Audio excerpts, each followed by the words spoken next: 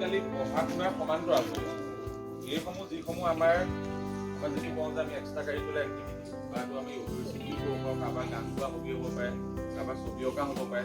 সেইটো ভৱিষ্যত দিনত আমাৰ উঠি অহা প্ৰজন্মৰ কেৰিয়াৰ গঢ়াত ই যথেষ্ট নিৰ্ণায়ক ভূমিকা পালন কৰিব পাৰে।